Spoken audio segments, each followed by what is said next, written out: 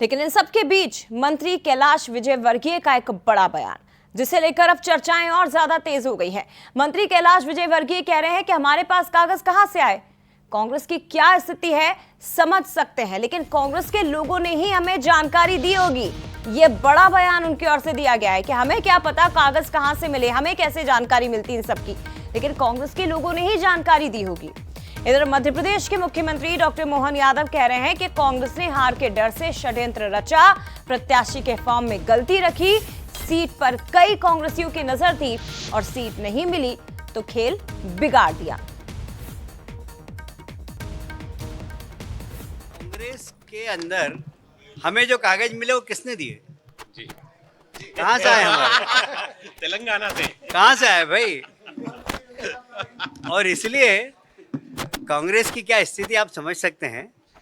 मतलब हमारे पास तेलंगाना का कागज आ रहा है, तेलंगाना में सरकार इनकी है, सरकार इनकी है। तो आप समझ सकते हैं आप कि हमें कांग्रेस के ही लोगों ने जानकारी दी होगी, हमारे पास तो कोई जानकारी थी नहीं। कांग्रेस ने जान करते हार के डर से षड्यंत्र पूर्वक उनके प्रत्याशी के फॉर्म में गलती रखी, क्योंकि ये सीट पर कई सारे कांग्रेसियों की नजर थी। जब उनको सीट नहीं मिली तो ये खेल बिगाड़ने का काम कांग्रेसियों ने किया। कितनी छोटी बात है, कोई पंच सरपंच का भी फॉर्म भरता है तो क्या उसके आपराधिक रिकॉर्ड की जानकारी नहीं देना चाहिए? जो 10-10 बार चुनाव लड़ चुके ऐसे बड़े नेताओं के साथ, और वो भी राज्यसभा जैसे उच्च सदन के चुनाव में आप नाम निर्देशन फॉर्म भरते हो, तो ये आप जानबूझ करके षड्यंत्र कर रहे हैं। एक तरफ आपको अपने विधायकों पे भी भरोसा नहीं, इसलिए प्लेन लेकर उनको लड़ाने का, डराने का, कितने प्रकार से ये जो नाटक करने का प्रयास किया। सारी पोल खुल गई है, अब कांग्रेस को आत्मविश्लेषण करने की जरूरत है। और इस पूरे घटनाक्रम ने अब कई बड़े सवाल खड़े कर दिए हैं। सवाल ये कि आखिर कांग्रेस का भेदी कौन है जिसका जिक्र कैलाश विजयवर्गीय कर रहे हैं? अपनों की गद्दारी से क्या बिना चुनाव ही कांग्रेस हार गई है?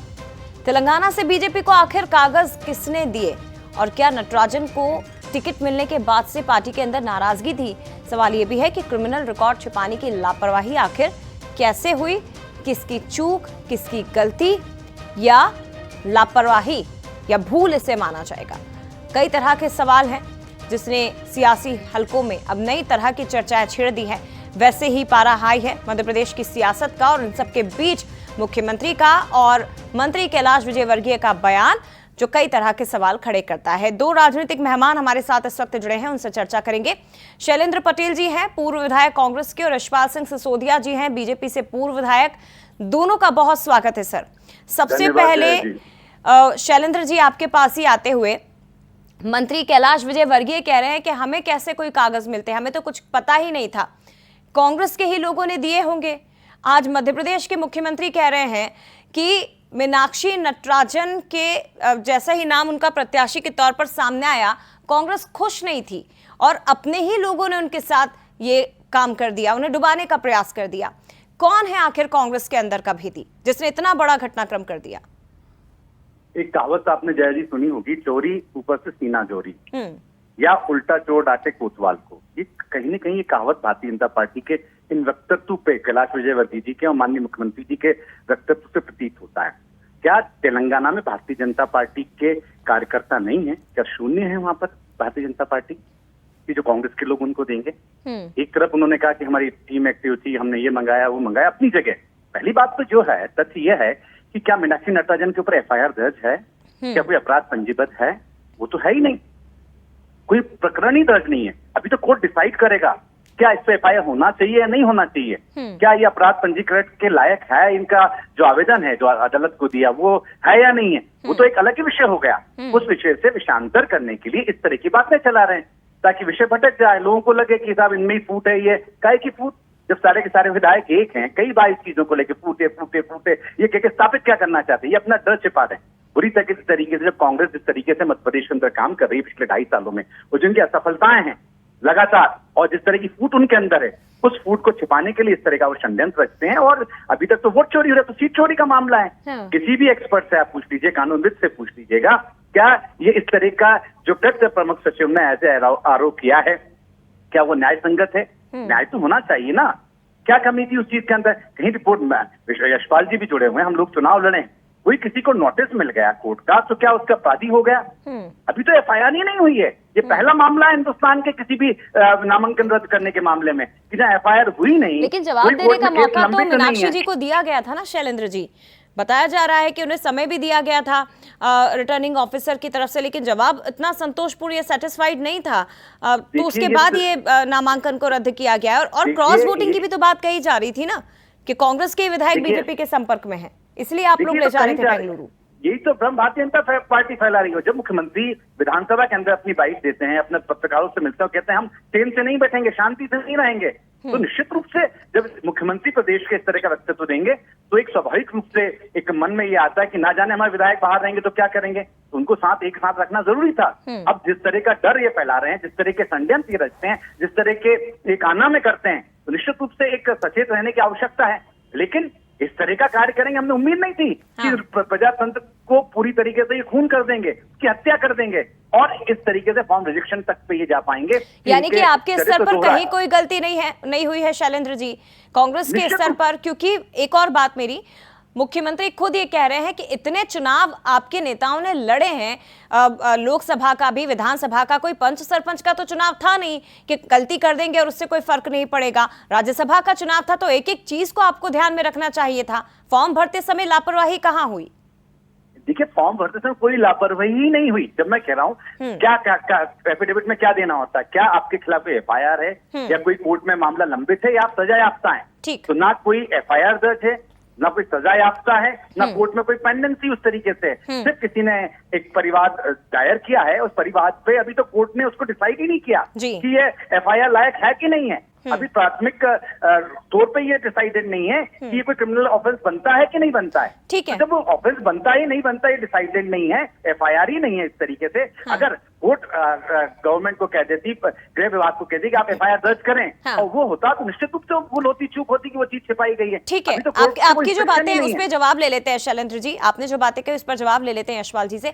यशपाल जी, मामला अभी कोर्ट में लंबित है, कोई एफआईआर दर्ज नहीं हुई, कोई आपराधिक रिकॉर्ड नहीं है, तो फिर क्यों बीजेपी ने इतना तूल दे दिया? जया जी, कांग्रेस की एक नेत्री ने उन्हीं के दल के प्रदेश अध्यक्ष जी के खिलाफ यौन शोषण का आरोप लगाया और उस आरोप में अगर वह महिला जो शिकायत करता थी, जिसने ऑलरेडी एक एफआईआर दर्ज करा रखी थी कांग्रेस के बड़े नेता के खिलाफ, मीनाक्षी नटराजन उस क्षेत्र की तेलंगाना की प्रभारी हुआ करती थी। उस शिकायतकर्ता महिला का कहना था कि इस सारे घटनाक्रम में कहीं न कहीं मीनाक्षी नटराजन भी सपोर्ट कर रही है उनके प्रदेश अध्यक्ष जी को, और उसके कारण से, उनके इस वक्तव्य के कारण से वो जो मूल एफआईआर थी, उस मूल एफआईआर के साथ साथ माननीय न्यायालय ने संज्ञान में लिया और उन्हें एक नोटिस जारी किया, या यूं कहे कि वो जो रजिस्टर्ड दस्तावेज था जिसका जवाब भी ऑफिशियली मैडम मीनाक्षी दे चुकी थी, कोर्ट में विचाराधीन था जी। ये मामला एक एफआईआर के साथ चलता है और स्वतः यदि संज्ञान कोर्ट लेती है और एक महिला की आपत्ति के कारण से वो प्रकरण आगे बढ़ता है, एक लाइन लिखना थी खाली जय जी, उस लाइन को लिखने में कहाँ दिक्कत आ रही थी कि एक मामला विचाराधीन है, बात समाप्त हो जाती। फॉर्म ए कुछ और बोल रहा है मीनाक्षी जी का, फॉर्म बी निरंक बोल रहा है।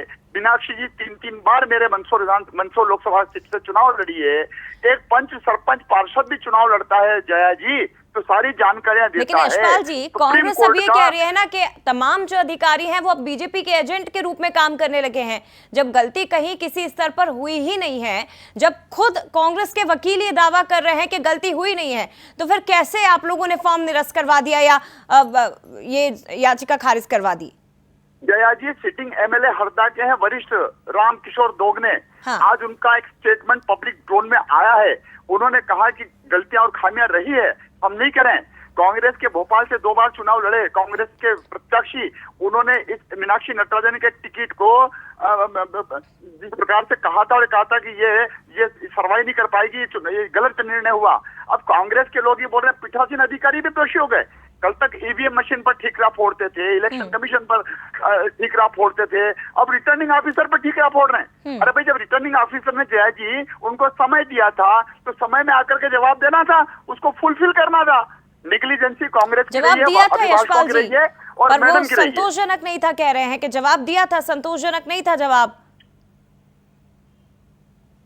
यशपाल जी, संतोष, अरे जवाब दिया ही नहीं ना, तथ्यों को क्यों छुपाया गया? ठीक है। हमारा कहना है कि एक लाइन का जवाब अगर मीनाक्षी नटराजन का अभिभाषक दे देते कि मामला प्रचलन में है, बात ही खत्म हो जाती। आपने जो सुप्रीम कोर्ट कहता है, जो भारत निर्वाचन कहता है कि आपके ऊपर कोई भी मामला न्यायालय में किसी भी प्रकार का अगर प्रचलन में है और आपराधिक प्रकरण हो या किसी भी प्रकार, इनको लाइन लिखने में क्या दिक्कत आ रही थी? ठीक है अब ये सर। भूख हड़ताल कर रहे हैं, उपवास कर रहे हैं, चिड़िया चुग गई खेत, अब ठीक है। पछताने से क्या? ठीक है, आप कह रहे हैं कि जानबूझकर ये किया गया है और कांग्रेस कह रही है कि बीजेपी अपनी मनमानी कर रही है। फिलहाल बहुत धन्यवाद यशपाल जी और शैलेंद्र जी, आपका भी बंसल न्यूज के साथ जुड़ने के लिए बहुत धन्यवाद। लेकिन राज्यसभा की जो एक सीट थी, इस पर पेच अब बुरी तरह से फंस गया है। हालांकि एक्सपर्ट कह रहे हैं कि अब जो घटनाक्रम फिलहाल दिखाई दे रहा है उसके हिसाब से तो तीनों सीटें निर्विरोध बीजेपी जीत सकती है, उसके प्रत्याशी जीत सकते हैं। लेकिन कांग्रेस इसके खिलाफ अब सुप्रीम कोर्ट जाने की तैयारी में है और नजरें सीधे वहीं पर जाकर टिकी हुई हैं।